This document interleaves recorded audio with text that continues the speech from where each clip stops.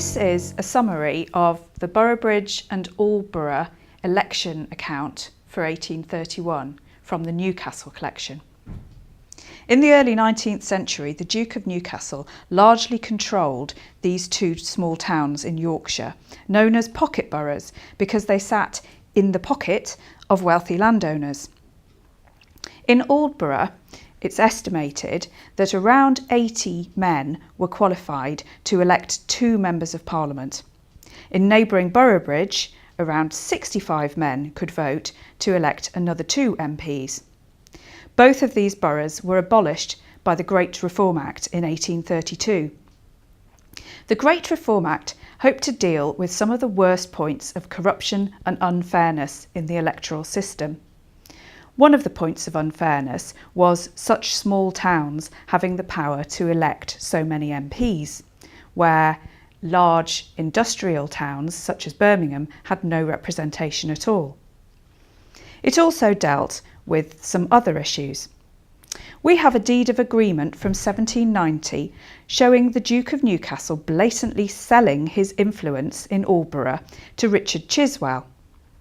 The deed committed the Duke to use his interest to recommend the said Mr. Chiswell to be returned a member in Parliament at the next general election, in return for £4,000, worth around £500,000 today.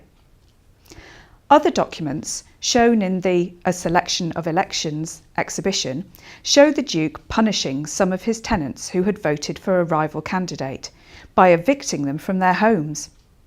There was no secret ballot until the 1870s. You voted by going up to the booth in person. The votes cast were written down and published afterwards in poll books.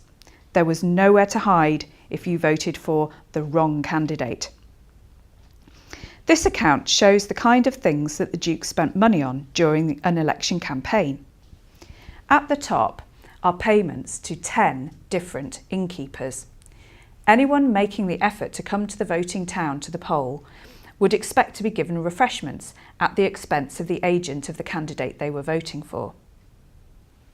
Underneath, there are entries for Boroughbridge chairmen and Aldborough chairmen.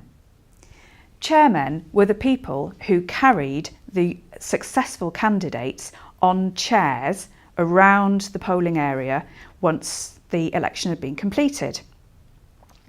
These chairs were clearly highly decorated because the next entry is for Thomas Dew for ribbons and cloth for chairs at £9 and 12 shillings. And there's a further payment to Miss Williams for ribbons at £8, 1 shilling and 6pence.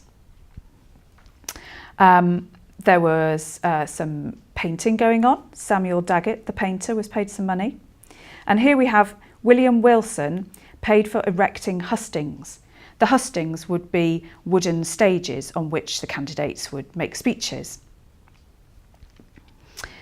There are 3 further payments to innkeepers further down, large sums of money. £75 and 2 shillings was paid to Richard Blackburn for the hospitality that he produced. And here at the bottom we have music men and flag bearers, £18, with a little note at the side written in pencil, 120 each. Perhaps that's the number of music men and flag bearers who were involved.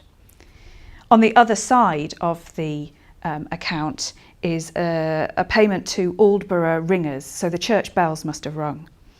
It all gives an impression that the poll and the declaration must have been a riot of colour, music and people. But what's really extraordinary about this account for 1831 is that neither of the elections in Boroughbridge and Aldborough were contested. 2 candidates were put forward, 2 candidates were duly elected. All of this hullabaloo for nothing?